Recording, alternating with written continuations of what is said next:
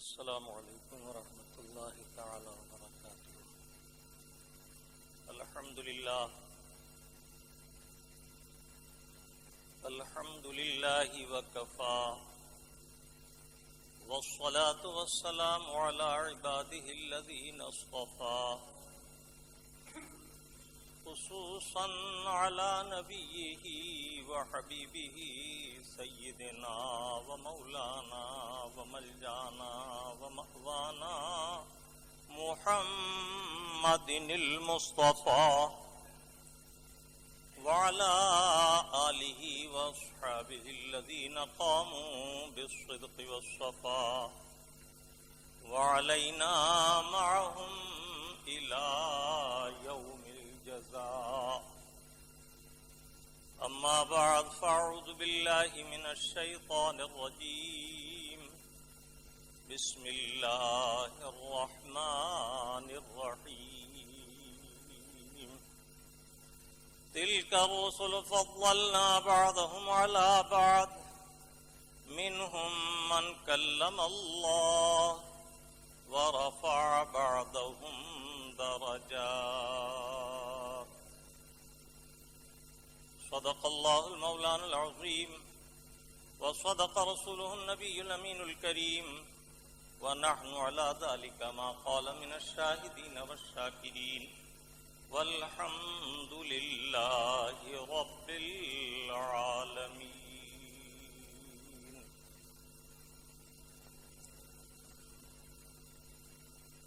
اس سے قبل کے آیت طیبہ کچھ اکتساب فیض کریں۔ سب سے پہلے سرور سروراں وجہ تخلیق کون و مکان، سرکار اینواں سیاح لامکاں، خاتم پیغمبراں سرور سروراں، احمد مجتبیٰ روحی فدا محمد مصطفیٰ صلی اللہ تعالی علیہ وسلم کے دربار پر انوار میں درود پاک کی نظر محبت پیش کریں۔ اللہم صلی علی سیدنا و شفیعنا و نبینا و مولانا محمد وعلی آل سیدنا و مولانا محمد کما تحب و ترضا بان تصلی علیک صلاۃ و سلام علیک یا سیدی یا رسول اللہ۔ ایک مرتبہ اور بارگاہ نبی اور آل نبی میں درود پاک کی نظر محبت۔ صلی اللہ علی النبی الامی وآلہ صلی اللہ علیہ وسلم صلاۃ و سلام علیک یا سیدی یا رسول اللہ وعلی آلک واصحابک یا حبیب اللہ۔ ذرے ذرے سے نمایاں ہے مگر پنہاں ہے، ذرے ذرے سے نمایاں ہے مگر پنہاں ہے، میرے مولا تیری پردہ نشینی ہے عجیب۔ دور اتنا کہ تخیل کی رسائی بھی محال، دور اتنا کہ تخیل کی رسائی بھی محال، اور قریب اتنا کہ رگے جاں سے قریب۔ نعت پاک کے چند شعر پیش کر رہا ہوں۔ وہ کمال حسن حضور ہے کہ گمان نقص جہاں نہیں، وہ کمال حسن حضور ہے کہ گمان نقص جہاں نہیں، یہی پھول خار سے دور ہے، یہی شمع ہے کہ دھواں نہیں۔ میں نثار تیرے کلام پر ملی یوں تو کس کو زباں نہیں، میں نثار تیرے کلام پر ملی یوں تو کس کو زباں نہیں۔ وہ سخن ہے جس میں سخن نہ ہو، وہ سخن ہے جس میں سخن نہ ہو، وہ بیاں ہے جس کا بیاں نہیں۔ تیرے سامنے ہیں دبے لچے فصحاء عرب کے بڑے بڑے، تیرے سامنے ہیں دبے لچے فصحاء عرب کے بڑے بڑے، کوئی جان منہ میں زباں نہیں، نہیں بلکہ جسم میں جان نہیں۔ حبیبی یار فرش والے تیری شوکت کا علو کیا جانے، فرش والے تیری شوکت کا علو کیا جانے، خسروا عرش پہ اڑتا ہے پھریرا تیرا۔ درود پاک پھر دہرائیں۔ صلی اللہ علی النبی الامی وآلہ صلی اللہ علیہ وسلم صلاۃ و سلام علیک یا سیدی یا رسول اللہ وعلی آلک و اصحابک یا حبیب اللہ۔ قرآن کریم اللہ رب العزت کا مقدس کلام ہے اور ہمارے اور آپ کے آقا و مولا محمد رسول اللہ صلی اللہ تعالی علیہ وسلم کا عظیم معجزہ۔ قرآن کریم کی عبارت کا اعجاز یہ ہے کہ مختصر عبارت میں اللہ رب العزت علم و حکمت کے سمندر سمو دیتا ہے۔ کیوں نہ ہو کہ یہ احکم الحاکمین کا کلام ہے، اللہ رب العزت کا کلام ہے۔ ہم تو دیکھتے ہیں کہ اردو ادیبوں کے کلام کے ایک ایک شعر پر تشریحات میں لوگ کئی صفات لکھ جاتے ہیں۔ جب ایک اردو ادب کے ادیب کی زبان کے اشعار کی توضیحات و تشریحات کا حال یہ ہے کہ ان کے معنی و مطالب میں اوراق کے اوراق لکھ دیے جاتے ہیں، تو یہ تو اس رب العزت کا کلام ہے جو سارے عالمین کا رب، مالک انس و جان ہے، احکم الحاکمین ہے، اللہ رب العالمین ہے۔ اس کے کلام کی حکمتوں کو کون پہنچ سکتا ہے؟ البتہ ہر شخص اپنے علم و ادراک کے مطابق اس سے استفادہ کرتا ہے۔ سمندر میں قیمتی نایاب موتی ہوتے ہیں، لیکن موتی نکالنا ماؤ شما کا کام نہیں ہوتا۔ اس کام کے لیے جو لوگ اس کے ماہر ہیں، جنہیں غواص کہا جاتا ہے، وہ غوطہ لگا کر نایاب موتی لے کر لوٹتے ہیں، اور جو غواصی کے ماہر نہیں، جنہیں غوطہ زنی نہیں آتی، ان کا حال یہ ہوتا ہے کہ جب وہ غوطہ لگاتے ہیں تو کبھی خود ہی مچھلی کی خوراک بن جاتے ہیں۔ بلا تشبیہ قرآن کریم اللہ رب العزت کا بحر حکمت ہے۔ اس سے ہر شخص اپنے علم و ادراک کے مطابق روایت و درایت کی روشنی میں استفادہ کرتا ہے۔ اللہ رب العزت ہمیں اور آپ کو قرآن کریم سمجھنے، سمجھانے اور سمجھ کر عمل کرنے کی توفیق عطا فرمائے، اور مذہب مہذب اہل سنت والجماعت پر استقامت عطا فرمائے۔ چند جمعوں سے یہ سلسلہ کلام جاری ہے۔ آیات کی توضیحات میں جو توضیحات و تشریحات تفاسیر حقہ کی موافقت میں پیش کرتا ہوں، اس کا حاصل یہی ہے کہ اللہ رب العزت ہمارے ایمان کو استقامت عطا فرمائے، اور ہم قرآن کریم کی آیات کی روشنی میں یہ سمجھ سکیں کہ اللہ و رسول کا مقام عظمت کیا ہے اور مومن کے لیے کون سا اعتقاد ضروری ہے۔ یہ دور فتن ہے، طرح طرح کی جماعتیں رونما ہو رہی ہیں، اور ہر ایک جماعت بغل میں قرآن کریم لیے ہوئے ہے۔ ہر شخص کا دعویٰ ہے کہ میں قرآن سے ثبوت پیش کرتا ہوں، لیکن اس کی مثال ایسی ہی ہے کہ جس طرح میں نے ابھی عرض کیا کہ موتی نکالنا یہ تو غواص کا کام ہے، ہر ایک غوطہ لگائے تو اس کی زندگی کی بھی ضمانت نہیں۔ بلا تشبیہ قرآن کریم وہی سمجھتے سمجھاتے ہیں جنہوں نے اللہ کے حبیب، معلم کتاب، نبی رحمت، شفیع امت صلی اللہ تعالی علیہ وسلم سے صحابہ نے قرآن کریم سیکھا، صحابہ کرام رضوان اللہ علیہم اجمعین سے تابعین نے، پھر تبع تابعین نے، پھر علماء ملت دین نے، اور یہ سلسلہ علماء حقہ تک سلسلۃ الذہب کی طرح، سونے کی زنجیر کی طرح ایک سے ایک کڑی مل کر چلا آ رہا ہے، اور وہی قرآن و سنت کے صحیح معنی پاتے ہیں جو اللہ اور اللہ کے حبیب صلی اللہ تعالی علیہ وسلم کے کلام کو اللہ کے محبوب سے سن کر اسی روایت کی موافقت سے سمجھتے ہیں۔ محض لغت کی بنیاد پر قرآن نہیں سمجھا جا سکتا۔ میرا مقصود اصلی یہی ہے کہ آج ایمان کو متزلزل کرنے والے نئے خوشنما دعوے لے کر آتے ہیں۔ ان دعووں کو دیکھتے رہیے، پرکھتے رہیے، لیکن ایمان کی صیانت کے لیے وَكُونُوا مَعَ الصَّادِقِينَ، علماء حقہ کے دامن سے چپٹے رہیے. جب کہیں شیطان وسوسہ ڈالے، تردد پیدا ہو جائے تو ماہرین علم و فضل سے رابطہ کیجئے اور علماء حقہ سے اس اشکال کو دور کر لیجئے. اللہ تعالی ہم سب کو ادب کی توفیق عطا فرمائے. آپ کا پیارا رب عز و جل ارشاد فرماتا ہے، جب کسی معاملے میں تم بے خبر ہو، نہ جانتے ہو، فَاسْأَلُوا أَهْلَ الذِّكْرِ إِن كُنتُمْ لَا تَعْلَمُونَ، تو ان سے معلوم کرو جو ذکر والے، علم و فضل والے ہیں، اگر تم نہیں جانتے.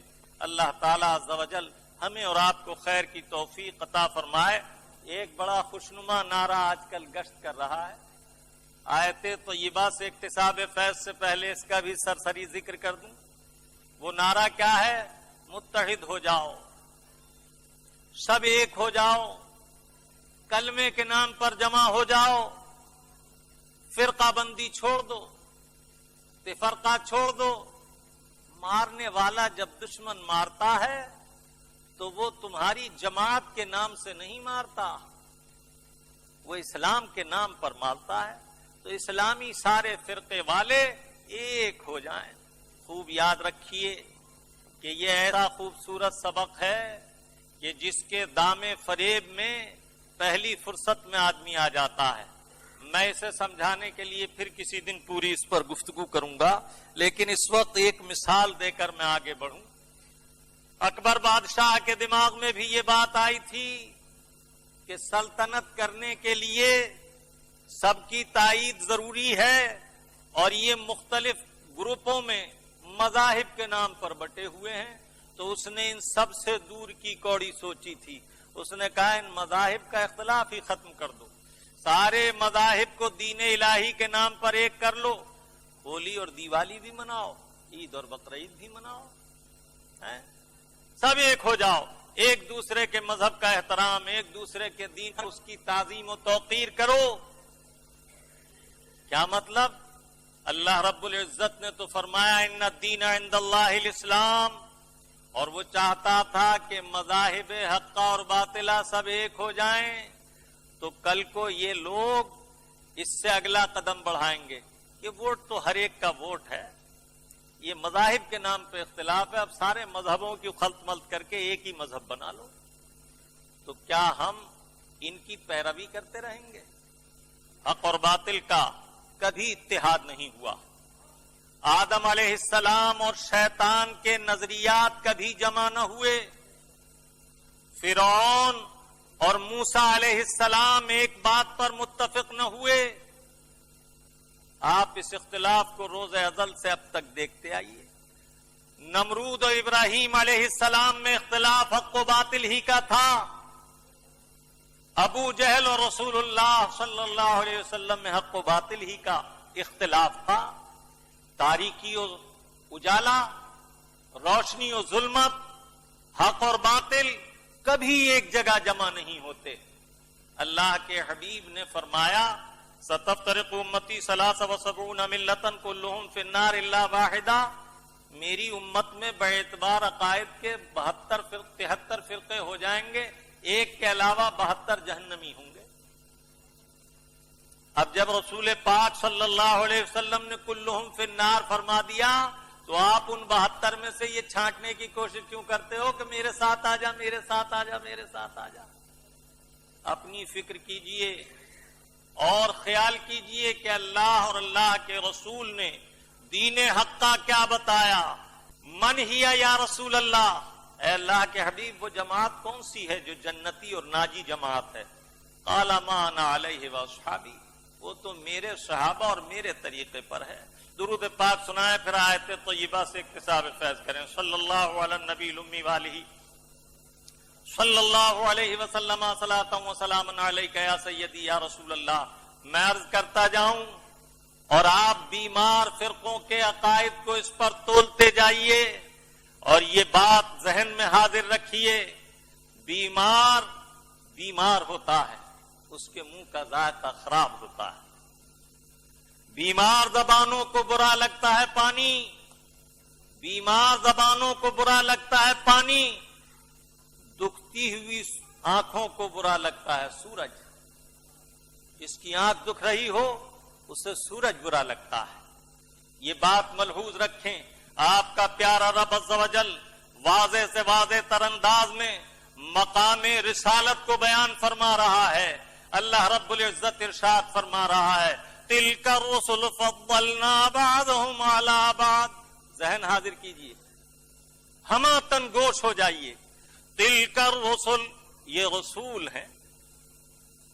فضلنا بعضهم علی بعض, ہم نے ان میں بعض کو بعض پر فضیلت عطا کی. منہم من کلم اللہ, ان میں سے بعض وہ ہیں جن سے ہم نے کلام فرمایا. ورفع بعضهم درجات, اور بعض وہ ہیں جنہیں ہم نے درجوں بلند فرمایا. جی لگائیے, ذہن حاضر رکھیے. تلک الرسل, تل کا اس میں اشارہ ہے. عربوں کا قاعدہ ہے جب کوئی چیز بلند مرتبے والی ہوتی ہے, عظمت والی ہوتی ہے, تو اس کے لیے اشارہ بعید لاتے ہیں. یا جس چیز کا ذکر کر رہے ہیں وہ دور ہوتی ہے, بہت فاصلے پر ہوتی ہے, تو اس میں اشارہ بعید لاتے ہیں. تلک الرسل, یہ رسول ہیں. اللہ رب العزت رسولان عظام کا ذکر اپنے محبوب سے فرما رہا ہے. رسولوں کے بارے میں اپنے حبیب کو بتا رہا ہے, اور ظاہر ہے کہ حضور اقدس صلی اللہ تعالی علیہ وسلم سے پہلے جتنے انبیاء کرام ہیں ان سب کا فاصلہ زمانے کے اعتبار سے بہت زیادہ ہے. حضرت آدم علیہ السلام, حضرت ابراہیم علیہ السلام, اسماعیل علیہ السلام, یعقوب علیہ السلام, یوسف علیہ السلام, موسیٰ علیہ السلام, سب سے بعد میں حضور کے قریب زمانے والے عیسیٰ علیہ السلام ہیں. ان کا زمانہ بھی 571 برس کی دوری کا ہے. 571 سال پہلے حضرت عیسیٰ علیہ السلام تشریف لائے. تو یا تو مراد یہ ہے کہ جن رسولوں کا ذکر ہوگا وہ دور کے زمانے والے ہیں, یا مراد یہ ہے کہ جن شان والوں, عظمت والوں, رفعت والوں, شوکت والوں, برکت والوں کا اے محبوب ہم ذکر کر رہے ہیں وہ بڑی عظمتوں کے حامل ہیں, اس لیے اشارہ ہی ہم اشارہ بعید لا کر تلک الرسل فرما رہے ہیں. اشارے ہی نے بتا دیا کہ اللہ رب العزت کی چشم کرم میں رسولان عظام کی عظمت کس درجہ ہے. اس آیت طیبہ کا پہلا لفظ ہی اس کا شاہد ہے. تلک الرسل, رسل رسول کی جمع ہے. رسل رسول کی جمع ہے. رسول کے معنی ہے بھیجا ہوا. بھیجے ہوئے کے لیے دو چیزیں ضروری ہیں. ایک بھیجنے والا, الجھنے کی بات نہیں ہے, ذرا ذہن حاضر رکھیں, بات کانوں کے ذریعے دل میں اتر جائے گی. رسول بھیجا ہوا, بھیجے ہوئے کے لیے دو چیزیں ضروری ہیں. ایک بھیجنے والا, ایک جس کی طرف بھیجا. ایک رسول ہے, ایک مرسل الیہ ہے. اللہ بھیجنے والا ہے, رسول آنے والے ہیں, جن کی طرف بھیجے گئے وہ بندگان خدا ہیں. رسول عربی لفظ ہے, بھیجا ہوا, یہ لغوی معنی ہے. مجازی معنی کیا ہے؟ شریعت طاہرہ میں, شرعی معنی میں الرسول هو مبعوث من اللہ لتوزیع الاحکام. مفسرین نے فرمایا رسول وہ ہے جو احکام پہنچانے کے لیے اللہ تعالی عز و جل نے مبعوث فرمایا ہو, اس نے بھیجا ہو. شرع عقائد نفسی میں نبی اور رسول کی تعریف کرتے ہوئے فرماتے ہیں النبی انسان بعثہ اللہ تعالی الی الخلق لتبلیغ الاحکام. نبی وہ ہے جسے اللہ تعالی بندوں کی طرف اپنے احکام پہنچانے کے لیے بھیجے. رسول بھیجا ہوا. جب اللہ رب العزت نے بھیجا ہی ہمیں دینے کے لیے ہے انہیں, اور اللہ رب العزت نے جب انہیں بھیجا ہے تو دے کر بھیجا ہے. تو یہ رسول اللہ کے بھیجے ہوئے اللہ سے پا کر بندوں کو دینے کے لیے آئے ہیں۔ اب جو یہ کہے کہ رسول وہ ہے جسے کچھ دینے کا اختیار نہیں، تو اس نے رسول کو ہی نہیں جانا، اس نے رسول ہی کو نہیں مانا۔ اور جو کہے اللہ نے رسول کو کچھ نہیں دیا، تو اس نے بھی رسول کو نہ پہچانا، اس نے رسول کو نہ مانا۔ یہودیوں نے ایک موقع پر کہا تھا اللہ تعالی عز و جل نے کسی رسول کو کچھ دیا ہی نہیں۔ حضور سے بات کرنے آئے تھے اور یہ کہہ بیٹھے، تو خود انہی کی جماعت کے لوگوں نے کہا تو نے تو توریت ہی کا انکار کر دیا، تو کہتا کسی رسول کو کچھ نہ دیا، اور ہم موسوی امت ہیں اور ہماری کتاب توریت ہے، تو کہتا کسی رسول کو کچھ نہ دیا، تو نے تو توریت ہی کا انکار کر دیا۔ اور تمہارے رسول کی شان تو یہ ہے کہ تمہارا رب عز و جل ارشاد فرماتا ہے ما آتاکم الرسول فخذوہ وما نہاکم عنہ فانتہوا، یہ رسول جو تمہیں دے اسے لے لو اور جس سے منع کر دیں اس سے رک جاؤ۔ کوئی صاحب کہہ سکتے ہیں مولانا اس سے مراد حکم شرعی ہے، تم اسے مطلق نہیں کہہ سکتے۔ میں کہتا ہوں ما آتاکم الرسول، یہ ماں کیا بتا رہا؟ عموم کے لیے ہے یا نہیں؟ مطلق عطا کا حکم ہے۔ اچھا چلو یہ تو لغوی بحث ہے، عربی اسٹوڈنٹ جانیں گے، طلبہ سمجھیں گے، استاد و شاگرد کے درمیان بحث ہوگی، مفسرین کے کلام کو علم کلام والے سمجھیں گے۔ ہم عوام بھائی کیسے جانیں کہ احکام کے علاوہ بھی کچھ دینے کو آئے؟ ان کا رب عز و جل فرماتا ہے وَمَا نَقَمُوا مِنْهُمْ أَنْ أَغْنَاهُمُ اللَّهُ وَرَسُولُهُ۔ اے محبوب منافقوں کو یہی تو برا لگا کہ اللہ اور اللہ کے رسول نے مومنین کو غنی کر دیا۔ اب بتاؤ مالدار ہونا کسے کہتے ہو؟ دولت ملنے کوئی کہتے نہیں کہتے؟ اس آیت نے تو سارا ہی جنازہ بد مذہبوں کے عقیدے کا نکال دیا۔ تلک الرسل، یہ رسول ہیں، فضلنا بعضهم على بعض، ابھی ہم سرسرا لفظی جائزہ لے رہے ہیں۔ فضلنا بعضهم على بعض، ہم نے ان میں بعض کو بعض پر فضیلت عطا کی۔ یہ فضل سے بنا ہے فضل۔ فضیلت کس میں دی جاتی ہے؟ جب کسی کو کسی پر عظمت بیان کی جائے باعتبار علم و فضل کے، تو اسے فضیلت کہتے ہیں۔ اور یہاں فضیلت کے معنی بڑی وسعت کے حامل ہے۔ اللہ رب العزت فرماتا ہم نے بعض کو بعض پر فضیلت دی۔ کیا مطلب؟ جو لوگ یہ کہتے نظر آتے ہیں کہ نبیوں کے مراتب میں ان کی فضیلت کو مت بیان کرو، سب نبی ایک درجے کے ہیں، انہوں نے قرآن کریم نہیں سمجھا۔ دلیل یہ بھی قرآن سے لاتے ہیں، اور یہ کیا دلیل لاتے ہیں؟ لا نفرق بین احد من رسلی، میرے رسولوں میں تفریق مت کرو، فرق مت کرو۔ یہاں نفرق سے مراد یہ سمجھے کہ فضیلت بیان کرنے کا بھی حکم نہیں ہے۔ معنی یہ ہے نفس نبوت میں سب مشترک ہیں، کسی نبی پر ایمان لاؤ کسی پر نہ لاؤ، ایسا نہ کرو۔ نفس نبوت میں نبی کو نبی کے باعتبار وصف نبوت کے ایک دوسرے سے علیحدہ مت کرو، فرق بیان مت کرو۔ ہاں ہم نے ان میں مراتب رکھے ہیں، ان کے درجات رکھے ہیں، ان کو فضیلت میں، خوبیوں میں، محاسن میں ایک سے ایک کو فضل عطا کیا ہے۔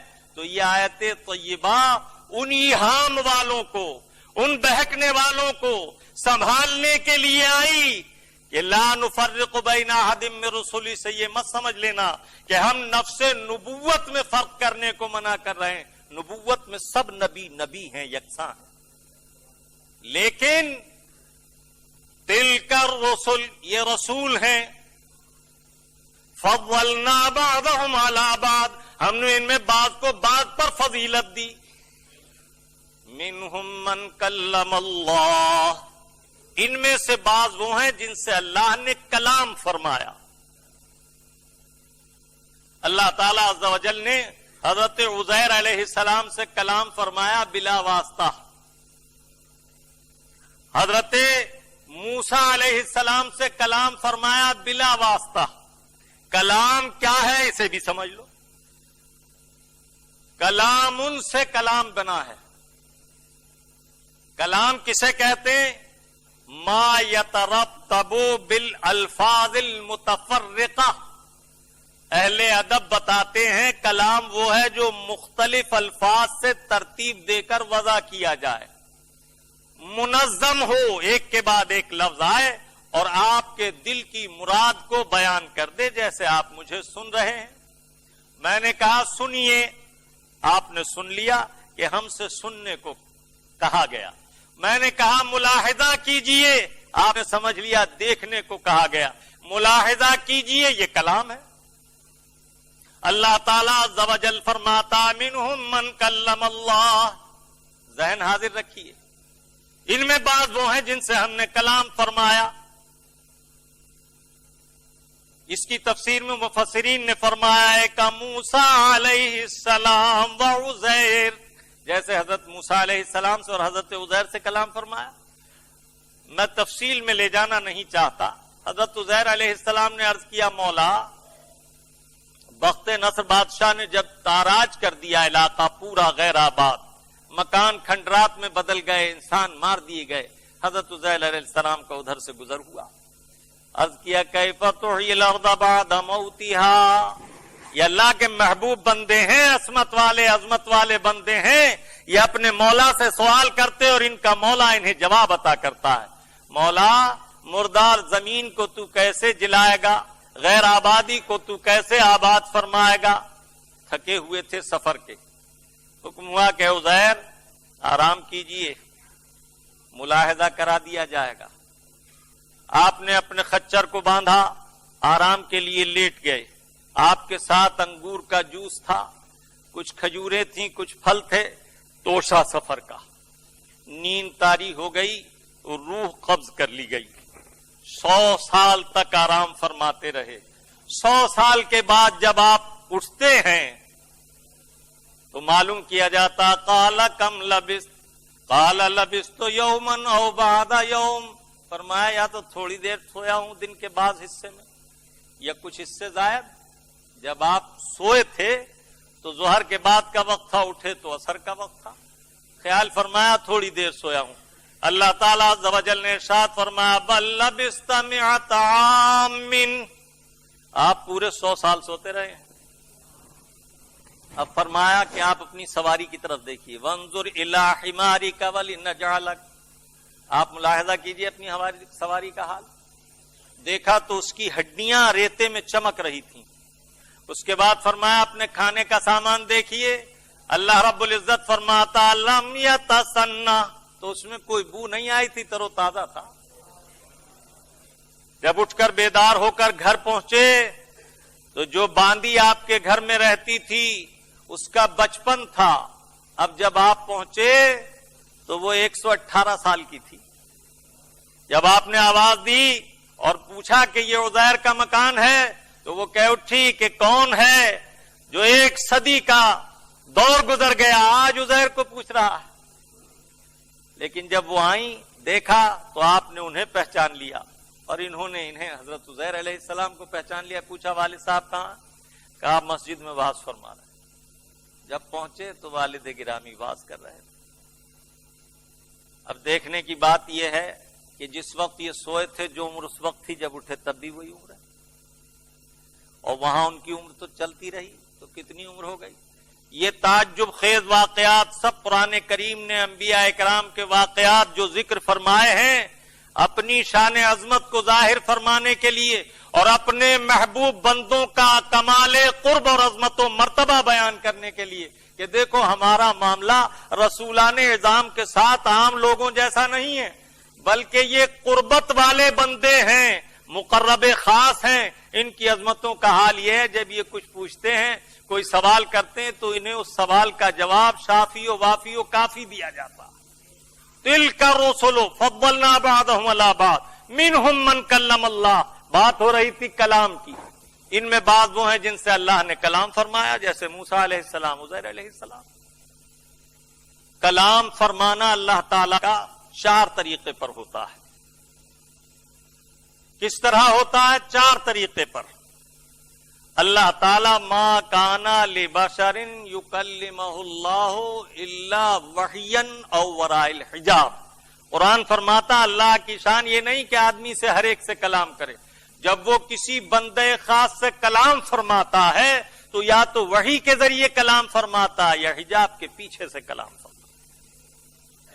تو ایک طریقہ وحی تو یہ ہے کہ فرشتے کے ذریعے وحی بھیجی جائے، ایک طریقہ وحی یہ ہے کہ قلب پر وحی القا کی جائے، اور ایک طریقہ وحی یہ ہے کہ بلا واسطہ حجاب کے پیچھے سے رب کلام فرمائے جی، اور ایک طریقہ وحی یہ ہے جو اپنے محبوب خاص کے ساتھ رب نے فرمایا کہ جلوہ بھی دکھائے، کلام بھی فرمائے، لیکن دنیا میں ایسے کلام نہیں فرماتا، اس کے لیے اپنے محبوب کو عرش اعظم پر بلایا۔ کلم اللہ، اللہ تعالی نے بات سے کلام فرمایا، یہ بڑی عظمت کی بات ہے۔ اس کے بعد فرمایا جا رہا ہے وَرَفَعَ بَعْضَهُمْ دَرَجَاتٍ، اور ان میں بعض وہ ہیں جنہیں درجوں بلند فرمایا۔ فضلہ تو آپ نے سن لیا، اب رفع کیا ہے؟ رفع کے معنی بلند کرنے کے۔ یہ سب معنی لغت کے اعتبار سے بد مذہب ایک سے ہی کرتے ہیں۔ دیکھو رفع جب آئے گا اور یہ اعلی کے ساتھ آئے گا تو اس کے معنی ہوں گے اوپر اٹھا لینے کے یا بلند کر دینے کے، اپنے مفعول کو بلند کرنے کا ذکر کرے گا، جیسے وَإِذْ يَرْفَعُ إِبْرَاهِيمُ الْقَوَاعِدَ مِنَ الْبَيْتِ وَإِسْمَاعِيلُ، جب حضرت ابراہیم و اسماعیل علیہ السلام نے کعبے کی دیوار تعمیر کر کے، ہے نا، یا اللہ فرماتا رفعہ اللہ الیہ، اللہ تعالیٰ نے اپنی طرف عیسیٰ علیہ السلام کو اٹھا لیا، ہے نہیں؟ لیکن کبھی ایسے آئے گا کہ اس کے بعد نہ تو کسی شے خاص کا ذکر ہے اور نہ اعلیٰ یا الہ ہے، تو اب معنی کیا ہوں گے؟ بلندی درجات، عظمت و شرف کی بلندی۔ اب اللہ رب العزت ارشاد فرمایا وَرَفَعَ بَعْضَهُمْ، ان میں بعض وہ ہیں جنہیں درجوں بلند فرمایا۔ کیا مراد ہے؟ اس سے مراد ہے کہ بعض وہ رسول ہیں جنہیں ہم نے بلندی کے اعلی مقامات، اعلی منزلیں عطا فرمائیں۔ اب جب آپ نے اتنا تفصیل سن لی تو درجات پر بھی ذرا سا عرض کر دوں۔ درجات یہ درجتن کی جمع ہے۔ میں یہ تختی اس لیے کر رہا ہوں ایک ایک لفظ کی کہ ہمارے عام بھائی بھی تو یہ سمجھیں کہ یہ سنی مولوی بھی یہی کہتے ہیں کہ ہماری بات صحیح ہے، اور یہ وہابڑے بھی یہی کہتے ہیں ہماری بات صحیح ہے، یہ بھی قرآن لاتے ہیں یہ بھی قرآن لاتے ہیں، تو اس معنی کو اس اعتبار سے سمجھ لو کہ ایک ایک لفظ کو پی لو۔ درجات درجتن واحد ہے اور درجات اس کی جمع۔ لغت میں اس کے معنی دیکھیے تو درجات کہتے ہیں زینے کو، سیڑھی، لیکن شریعت طاہرہ میں اس کے معنی کیا ہے؟ عظمت کے درجوں کی بلندی۔ اب اللہ رب العزت اپنے قرآن کریم میں فرما رہا وَرَفَعَ بَعْضَهُمْ دَرَجَاتٍ، یہ رسول ہیں جن میں ہم نے بعض کو بعض پر فضیلت دی، بعض سے کلام فرمایا، بعض کو درجوں بلند فرمایا۔ اب یہاں درجات جمع ہے، اور ایک درجہ درجتین 2 اور 3 درجات، 30 کے لیے بھی درجات، 300 کے لیے بھی درجات، 3000 کے لیے بھی درجات۔ ہم نے درجوں بلند کیا۔ کتنا بلند کیا؟ بلند ہونے والا محبوب جانے اور بلند فرمانے والا رب جانے۔ ابہام ہے، اجمال و ایہام ہے، یہاں یہ نہیں بتایا گیا کتنے درجے بلند کیا۔ اب آئیے اس کی تفسیر دیکھتے ہیں۔ بہت کم وقت ہوتا ہے، بہت مجھے حجت کرنی پڑتی ہے، کیا چھوڑوں کیا بیان کروں، لیکن آپ حضرات توجہ حاضر رکھیں، ذہن لگائیں تو بات دل میں اترتی جائے گی۔ آؤ اس کی تفسیر کی طرف آئیں۔ تِلْكَ الرُّسُلُ فَضَّلْنَا بَعْضَهُمْ عَلَىٰ بَعْضٍ مِّنْهُم مَّن كَلَّمَ اللَّهُ وَرَفَعَ بَعْضَهُمْ دَرَجَاتٍ، یہ رسول ہیں جن میں ہم نے بعض کو بعض پر فضیلت دی، بعض وہ ہیں جن سے کلام فرمایا، بعض وہ ہیں جنہیں درجوں بلند فرمایا۔ اس سے مراد کیا ہے، کیا فرمانا چاہا ہے؟ تلک الرسل، یہ تو آپ نے سمجھ لیا کہ یہ رسولان اعظام کا ذکر ہے اور فضیلت کا ذکر ہے، لیکن ورفع بعضهم درجات سے کون ذات مراد ہے؟ تو مفسرین کرام کی بڑی جماعت اسی طرف گئی ہے کہ اس سے مراد ذات محمد رسول اللہ صلی اللہ علیہ وسلم ہے۔ ورفع بعضهم درجات، تفسیر جلالین جو درس نظامی میں داخل نصاب ہے، کوئی مولوی صاحب بغیر اسے پڑھے مولوی نہیں بن پاتے، تو وہ اس تفسیر کو ہی دیکھ لو۔ اے کا موسیٰ، جیسے حضرت موسیٰ علیہ السلام جن سے کلام ہوا، وَمُحَمَّدًا صلی اللہ علیہ وسلم، اور ورفع بعضهم درجات سے مراد ذات محمد رسول اللہ ہے۔ آؤ اور تفسیر دیکھتے ہیں، تفسیر در منصور میں اور تفسیر ساوی میں یہ تفسیر ہے، تفسیر جمل میں بھی یہ تفسیر ہے۔ تلک رسل فضلنا بعضهم على بعض منهم من کلم اللہ ورفع بعضهم درجات بعموم الدعوت وختم النبوت وتفضیل امته على سائر الامم والمعجزات المتکاثرہ والخصائص العدیدہ۔ کہو سبحان اللہ۔ یہ تو میں جانتا ہوں کہ ہمارے سامعین میں سب لوگ عربی نہیں سمجھ سکتے، لیکن یہ اللہ و رسول اور اللہ کے محبوبوں کا کلام ہے۔ اس پاک کلام کو اپنے کانوں سے سنو اور دل میں اتار لو، اس لیے کہ میری بات تو روکھی پھیکی ہو سکتی ہے، لیکن اللہ و رسول کا کلام حلاوت والا ہے۔ خدا کرے کہ یہ دل میں اتر جائے اور تمہارے ایمانوں کی حفاظت کا ذریعہ بن جائے۔ مولا تعالی ہم سب کو مذہب مہذب اہل سنت والجماعت پر استقامت عطا فرمائے۔ کیا معنی ہے؟ بعموم الدعوت وختم النبوہ وتفضیل امته على سائر الامم والمعجزات المتکاثرہ والخصائص العدیدہ، جنہیں درجوں بلند کیا اس سے مراد ذات محمد رسول اللہ ہے۔ اس طرح کہ انہیں دعوت میں عمومیت عطا کی گئی، رسالت میں خاتمیت عطا کی گئی، معجزات میں کثرت عطا کی گئی، خصائص میں تعدد عطا کیا گیا، بہت سارے خصائص خاصہ عطا فرمائے۔ ان کی عظیم و عزیز خصلتوں کو کوئی بندہ عاجز کیا بیان کر سکتا ہے؟ احکم الحاکمین، مالک انس و جان کا کلام۔ اور کہاں ہم جیسے ناقص انسان کچھ سمجھنے کی کوشش کیجئے۔ اللہ رب العزت نے ارشاد فرمایا، ہم نے اپنے محبوب کو درجوں بلند فرمایا۔ اس کی توضیح جن مفسرین نے یہ فرمائی، جو عبارت میں نے پیش کی اس کی ذرا سی صراحت کر لیجئے۔ بعموم الدعوت، انہیں دعوت میں عمومیت عطا کی گئی۔ آؤ تفسیر پاک سے نکل کر احادیث طیبات کی طرف آؤ۔ میرے آقا صلی اللہ تعالی علیہ وسلم فرماتے ہیں، کان النبی یبعث الی قومہ خاصۃ وبعثت الی الخلق عامہ۔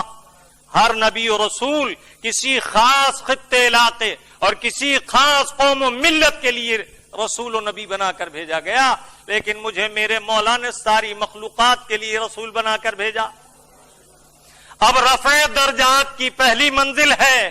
آؤ دیکھو، ہر نبی و رسول کسی خاص علاقے، کسی خاص وقت، کسی خاص قوم کے لیے نبی و رسول ہوئے، لیکن تمہارے آقا کا مقام یہ ہے، تمہارے نبی کا مقام یہ ہے، تمہارے رسول کا مقام یہ ہے کہ اللہ رب العزت نے انہیں دعوت میں عمومیت عطا کی، ساری عالمین کے لیے، ساری مخلوقات کے لیے انہیں رسول بنا کر بھیجا۔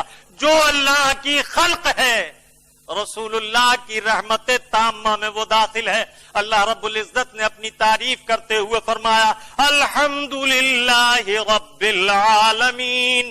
تمام خوبیاں اللہ رب العزت کے لیے۔ اور محبوب پیارے کا تعارف کرایا تو فرمایا، وما ارسلناک الا رحمتا للعالمین۔ اللہ تعالیٰ نے اپنے حبیب کو سارے عالمین کے لیے رحمت بنا کر بھیجا۔ دعوت کی عمومیت کا حال یہ ہے، یہ ساری عالمین کے لیے رسول ہیں، نبات کے رسول، جماعتات کے رسول، عالم ناہوت کے رسول، عالم ناسوت کے رسول، عالم قدس کے رسول، عالم ملکوت کے رسول، یہاں کے رسول، وہاں کے رسول، عالم شہادت کے رسول، عالم غیب کے رسول، عالم معادن کے رسول، عالم اجساد کے رسول، عالم ارواح کے رسول، عالم اجساد کے رسول، اللہ کے حبیب سارے عالمین کے رسول ہیں۔ اور مختصر کہو تو کہہ دو خود خدا کے رسول محمد الرسول اللہ، محمد اللہ کے رسول ہیں۔ رسول کیا چاہتا ہے اور رسول کا مقصد کیا ہوتا ہے؟ رسول خالق کی طرف سے پیغام دیتا ہے بندوں کو، اور بندوں کا پیغام پہنچاتا ہے خالق کی بارگاہ میں۔ یہ وہ ذات ہے جس کا رابطہ خالق و مخلوق دونوں سے ہے۔ اگر خالق کا حکم مخلوق تک نہ پہنچے، خالق کی نعمتیں مخلوق تک نہ پہنچے، یا مخلوق کی بات خالق تک نہ پہنچے، تو پھر رسول کے معنی ہی کہاں پورے ہوئے؟ ان کی حالت تو یہ ہے، ان کی عظمت تو یہ ہے، ان کی شان تو یہ ہے کہ انہیں اللہ تعالیٰ نے شاہد بنا کر بھیجا۔ شاہدن، طلبہ متوجہ ہوں، یہ شاہدن حال ہے۔ جہاں زید راکبن، زید آیا اس حال میں کہ سوار ہے، تو سوار آنے سے پہلے ہی ہو گیا، یہ نہیں کہ آپ کے پاس آ کے سوار ہوا، اس حال میں کہ سوار ہو کر آیا۔ جب آپ نے یہ جان لیا کہ شاہدن حال ہے، تو مانا یہ ہوئے کہ یہ رسول اس حال میں آئے ہیں کہ تمہارے گواہ ہیں۔ گواہ یہاں بھی وہاں بھی، عالم ارواح سے، عالم شہادت میں، عالم شہادت سے عالم برزخ میں، عالم برزخ سے خود رب کے حضور۔ اسی لیے مفسرین نے اس کی تفسیر میں فرمایا شاہدن علی من آمن بالایمان وعلی من کفر بالکفر وعلی من نافق بالنفاق، یہ گواہی دیں گے کافر کے کفر کی، منافق کے نفاق کی، مومن کے ایمان کی، اور اللہ کے یہاں تو ذرہ ذرہ گواہ ہے۔ میرے آقا ایک حدیث میں فرماتے ہیں حجر اسود کو بوسہ دو، اس میں تمہارا میثاق ہے، کل قیامت میں تمہارے ایمان کی گواہی دے گا۔ یہ اللہ کے حضور اس حال میں آئے گا کہ اس کی زبان ہوگی، اس کی آنکھیں ہوں گی، اور یہ کلام کرے گا۔ اللہ کے گواہ تو بہت ہیں، لیکن یہ وہ گواہ خاص ہیں کہ جن کی گواہی پر خود ان کے رب کو ناز ہے، سبحان اللہ۔ اس لیے کہ ذرے ذرے کو انہوں نے مشاہدہ کیا ہے، رب کو اس کی وحدانیت کے ساتھ دیکھا ہے، اللہ تعالیٰ عز و جل کو اس شان سے دیکھا ہے کہ رب تھا اور کچھ نہ تھا، تو یہ شاہد حقیقی ہیں۔ پھر کہیے وَرَفَعَ بَعْضَهُمْ دَرَجَاتٍ، ایک وہ ہیں جنہیں درجوں بلند کیا، نبوت میں خاتمیت عطا کی گئی، ان کے بعد کوئی نبی اور رسول نہ ہوگا، سب سے آخری رسول ہیں۔ خدا آقا نے اس کے معنی یہی بتائے، لا نبی بعدی، میرے بعد کوئی نبی نہیں ہوگا۔ معجزات میں کثرت عطا فرمائی، خدا نے ایک محمد میں دے دیا سب کچھ، کریم کا کرم ہے بے حساب، کیا کہنا۔ حسن یوسف دم عیسیٰ ید بیضاداری، حسن یوسف دم عیسیٰ ید بیضاداری، آنچ خوباں ہما دارند تو تنہا داری۔ اللہ تعالیٰ نے ہر نبی کو علیحدہ علیحدہ معجزے عطا کیے، اور ہر نبی کو متعدد چند معجزے عطا کیے، لیکن یہ ذات پاک وہ ہے کہ انہیں اللہ تعالیٰ نے تمام معجزات عطا فرمائے، جو دیگر انبیاء اور رسول کو معجزات عطا کیے وہ انہیں سب عطا فرمائے۔ اور رفعت کی بلندی کے لیے میں ایک جامع جملہ عرض کیے دیتا ہوں، اللہ رب العزت اور اللہ کے حبیب اپنی بارگاہ عظمت میں قبول فرمائیں۔ میں اس عظمت والی ذات کا کیا تعارف کرا سکتا ہوں؟ ہم ناقص انسان اور وہ صاحب انس و جان محبوب رحمان، ان کی عظمتوں پر ہماری جانیں قربان۔ عبدیت میں وہ ایسے عبد الہ ہیں کہ عبدیت کے ساتھ جتنی عظمتیں، جتنے مراتب، جتنی شوکتیں، جتنی رفعتیں عطا کی جا سکتی تھیں، ان سب کے یہ جامع ہیں۔ اللہ تعالیٰ عز و جل نے ساری رفعتیں جو ایک بندے کے لیے ممکن تھی وہ سب اپنے محبوب کو عطا فرمائیں۔ اب یہ کہتے پھریں کہ وہ بھی بشر ہیں ہمارے جیسے بھائی، وہ بڑے بھائی ہیں تو ان کا احترام بڑے بھائی جیسا کرو، सोच में भी कुछ कमी करो। तक़वियतुल ईमान में यही तो लिखा है इस्माइल देहलवी ने। उनकी अजमतों को सलाम, जिनकी अजमत का खुतबा कुरान करीम की एक एक आयत में उनके रब ने बयान फरमाया, मिट गए मिटते हैं, मिट जाएंगे आदा तेरे, न मिटा है न मिटेगा कभी चर्चा तेरा। उनकी रिफातों को कौन बयान कर सकता है, उनकी अजमतों को कौन बयान कर सकता है। शरीयत में तो अब्द इलाह हैं, हकीकत में खुदा जाने। हम तो ये अर्ज करते हैं, बादत खुदा बुजुर्ग तू ये किस्सा मुख्तसर। अल्लाह ताला के बाद अजमतों की मेराज अगर किसी बंदे को हासिल है तो वो मुहम्मदुर रसूलुल्लाह सल्लल्लाहु ताला अलैहि वसल्लम की जात है। तिल का रसूल, ये रसूल हैं। अल्लाह ताला रसूलों में फजीलत का जिक्र कर रहा है, ये बंदों में, आम आदमियों में उनको तलाश कर रहे हैं। आला हजरत ने बड़ी पते की बात फरमाई, खल्क से औलिया, खल्क से औलिया, औलिया से रसूल और रसूलों से आला हम।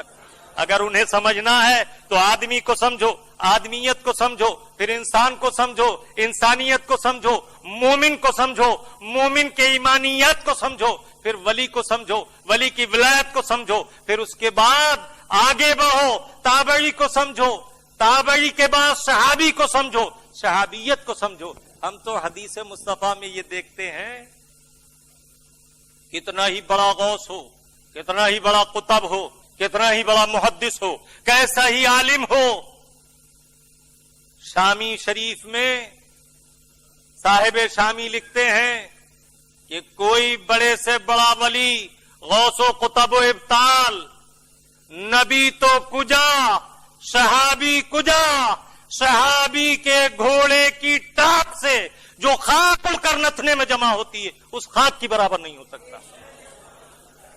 आप कहोगे ये बात इमाम शामी की है, फिक़े वालों ने कही है। मैं कहता हूं रसूलुल्लाह से पूछो, मेरे आका फरमाते हैं मेरा सहाबी एक मुट्ठी जौ खैरात कर दे, गैर सहाबी ओहद पहाड़ की बराबर सोना खैरात करे तो बराबर नहीं हो सकता। कुर्बान रसूलुल्लाह की अजमतों पर। फरमाया जो मुट्ठी में भर लिए गए, कितनी देर मुट्ठी में बंद रहेंगे फकीर को देने से पहले। मुट्ठी में जौ लिए, फकीर की झोली में डाल दिए। इन जौ का अजरो सवाब और अजमत का हाल ये है, जिसे सहाबा की मुट्ठी ने कब्ज तो कब्जतन के तहत मुट्ठी में ले लिया और फकीर की झोली में छोड़ दिया। बात सहाबी के हाथ की नहीं है, बात सहाबी के दस्ते करम की नहीं है। हाथ की अजमतों को कौन जानेगा। उन जौ की अजमत इतनी बड़ी हो गई कि ओहद पहाड़ की बराबर सोना खैरात करो तो वो सवाब न मिलेगा। कहां खोए हो, किस गार में उतरे हो, बात सहाबी की समझ रहे हो।